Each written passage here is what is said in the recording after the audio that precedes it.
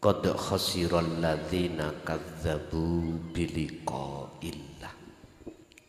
Sungguh sengsara, sungguh celaka. Qad khasira alladzina wong akeh kadzdzabu kang dustaake sapa ladzina. Dustake apa? Biliqa'illah, pertemuan terhadap Allah. Sungguh sengsara bagi orang-orang yang tidak mau alias mendustakan hatinya bertemu Allah di setiap ibadah apapun. Tadi kematian ada 3 golongan. Yang paling bagus adalah sing mulya, yaitu di saat beribadah. Artinya gini Pak, ibadah itu arti kata dasar ngabdi, ngawula. Sifate hamba, budak iku ra iso apa-apa nek gak diopo-opono Gusti Allah. Kalau jenengan sudah imannya, hati sudah di situ, maka inilah sebetulnya ibadah. Baik ketika ibadah murni atau tidak murni, manakala panjenengan hatinya itu sudah ngabukti terhadap Allah, maka ini Anda matinya akan mesti mati sing mulya, bukan mati konyol. Siapa mereka? Dijawab di dalam surat Al-Mu'minun ayat 1 dan 2. Qad aflahal mu'minuna alladzina hum fi sholatihim khashi'un. Sungguh bejo, sungguh beruntung, sungguh bahagia orang-orang mukmin yang ketika sholat dalam keadaan khudur, khusyuk bertemu Allah. Jenengan jangan melihat sholat secara syariat, sampai lihat ibadah, walaupun murni atau tidak murni, jikalau dia itu khudur datang Allah, itulah sebetulnya orang yang bertemu Allah. Nggih, Bapak Ibu, tujuan Rasulullah, Rasul siapapan king ning dunya iku tujuane siji, ngelingno. Innahu nadhirum mubin fafirru ilallah. Tentang masalah kembali kepada Allah, kata Rasul, sesungguhnya aku itu status saya hanya memberikan peringatan atau ngilingno supaya eling. Kalau semua yang berperan itu hanyalah Allah. Lah inilah Pak, akhirnya ditanggapi oleh orang-orang mukmin. Akhirnya orang mukminnya itu jadi ihsan, jadi muhsin. Ini makanya Allah mendidik kita lewat Kanjeng Nabi, lewat jalur rohaniyah, tasawuf, hakikat itu supaya betul-betul iman kita itu ihsan Pak. Kalau sudah duduk di sini, maka dipastikan jenengan itu matinya dalam keadaan mulia di mata Allah, di mata manusia urusan belakangan. Sing penting di mata Allah karena ruhaniyah. Iyyaka na'budu wa iyyaka nasta'in. Berarti di sini hati jenengan sudah merasa Allah dekat. Karena memakai ka. Ka berarti engkau. Hanya kepadamulah aku menyembah dan hanya kepadamulah saya minta pertolongan. Ini makna syariati. Ihdinas siratal mustaqim, dan juga Kita itu minta petunjuk pada Allah, jalan yang mustaqim, yang jejak, yang lurus. Mana jalan yang lurus ini? Yaitu siratal ladzina an'amta alaihim, jalan yang telah diberikan terhadap hamba yang menerima kenikmatan, ghairil maghdubi alaihim waladhdallin, bukan jalan bagi mereka yang melakukan pendoliman atau hamba yang dolim. Dalam syariat mesti mandang sampean agama selain agama Islam. Orang sing yang berbuat dolim adalah orang selain agama syariat lho nggih. Wis. Syariat itu mriku. Jelas kita menuduh siapapun orang lain kalau tidak beragama Islam, ya iku golongane wong sing ghairil maghdubi alaihim waladhdallin, orang yang tersesat. Ini pendidikan. Jikalau kita duduk di sini, mesti hati kita akan merasa lebih benar daripada orang lah. Yes, hati-hati. Kita mengatakan iya karena budu itu secara lesan. Secara hati kita tidak merasa Allah dekat, Pak. Nggak bisa. Nggak bisa. Sehingga kita harus tahu cara toriko. Toriko itu jalan. Lah, dari sisi torikohnya ayat ini bagaimana?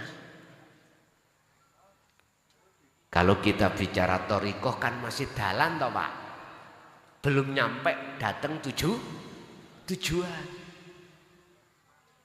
Makanya pembahasannya tauhid huwa. Dia itu berarti jauh. Kecuali sudah di hakikat. Sehingga lesan syariat kita mengucapkan iyyaka na'budu, hanya kepadamulah aku menyembah, hati jenengan iki terasa Allah itu sudah dekat. Siapa yang berjalan ke arah barat, semakin lama arah timur yang kita tinggalkan. Siapa yang semakin berjalan ke arah Allah, maka semakin jauh selain Allah duniawiyah yang kita tinggalkan. Sebaliknya, siapa yang berjalan ke arah timur semakin lama pasti semakin jauh arah barat yang kita tinggal. Sama, jikalau hati kita semakin dekat bermegah-megahan selain Allah yaitu duniawiyah, maka semakin jauh terasa Allah itu. Alhaakumut takatsur hatta zurtumul, hal ini terjadi sampai mati. Naudzubillahi min dzalik. Jangan. Secara hakikat Allah sudah terasa dekat, tapi masih ada dua. Belum ahad, masih ada dua. Ada yang menyembah, ada yang disembah. Walaupun Allah sudah terasa dekat, itu tertanda belum ketemu. Belum. Siratal ladzina an'amta alaihim, yaitu jalan yang diberikan terhadap orang-orang yang sudah ada kenikmatan bertemu Allah. Artinya, lanjutkan sampai pada makrifat itu. Sehingga kalau sudah la ilaha illa ana, sebelumnya ini akan terjadi di dalam surah Al-Baqarah 54. Faktulu anfusakum, jenengan sudah mati. Artinya faktulu, kata Nabi Musa terhadap kaumnya, faktulu patenono anfusakum ing awak dhewe sira. Artinya rasa keakuan diri sebagai makhluk yang bisa menyembah, yang dan lain sebagainya, bisa ini, bisa itu, punya ini, punya itu, lepas sentak. Rasa pangrasa iman sing seperti itu lepaskan. Akhirnya nanti kalau ini sudah lepas, muncul innani anallah, surat Toha ayat 14. Hidup dalam diri jenengan akan berkata, yo aku iki Allah. Setelah keakuan diri makhluk kita sudah fana. Inilah ahad yang disebut. Iki kalau kinten terlalu kejeron, tapi ya penting. Penting. Walaupun gak paham, sampai simpen keterangan iki, besok-besok jenengan nek laku akan iki dadi karep narik gendeng biyen. Ngoten. Mboten napa-napa. Mboten masalah. Innani anallah itu bergelora di dalam hati jenengan, tidak muncul. Umpama diunculno ngeten, Pak. Ketika jenengan ini mengangkat air untuk minum, mesti sampean sing nyata dalam pandangan hati ainul basirah jenengan bukan airi tapi wujude Gusti Allah. Tapi peninggal dohir yo wujude banyu. Tapi peninggal ati jenengan iku nyoto wujude Allah setelah fanae wujude air. Inilah yang disebut bersaksi sing bener. Yang menyaksikan tahu siapa yang disaksikan. Mata dohir untuk melihat bersaksi terhadap makhluk. Mata hati ainul basirah khusus untuk bersaksi melihat wujudnya Allah berangkat lewat nurnya Allah.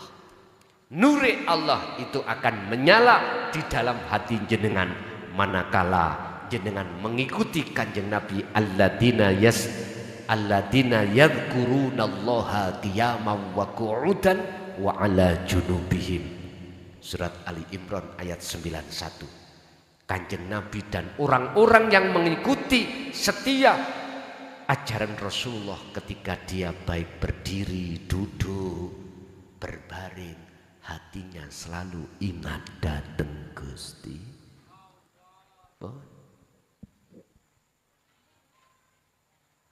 Nek jenengan dilebokno jadab lho, macetum orangnya.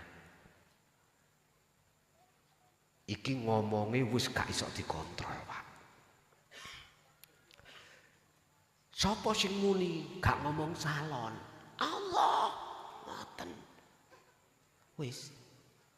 Kita yang belum sampai di situ munyer-munyer ngeluak. Mangane ngajiku itu bikin banyak orang mumet. Biar enggak mumet, nyantai ngaji nih, ngopi kopi, gono rokokan, nyantai. Ngaji ngeten kudu nyantai, Pak, enggak boleh dipaksa. Sebab ukurannya kok hidayah ada di situ. Jadi Pak, secara makrifate antara sing nyembah dan yang disembah, yang minta tolong dan yang menolong, kata Syekh Ibnu Athaillah disebut makrifat. La ibsorun wa mubsorun wa basorun. Yang melihat nama hamba tadi tidak ada, mata untuk melihat sudah fana, nama yang dilihat disembah Allah nama hilang. Nama apa? Pun sampeyan tinggalin mriki.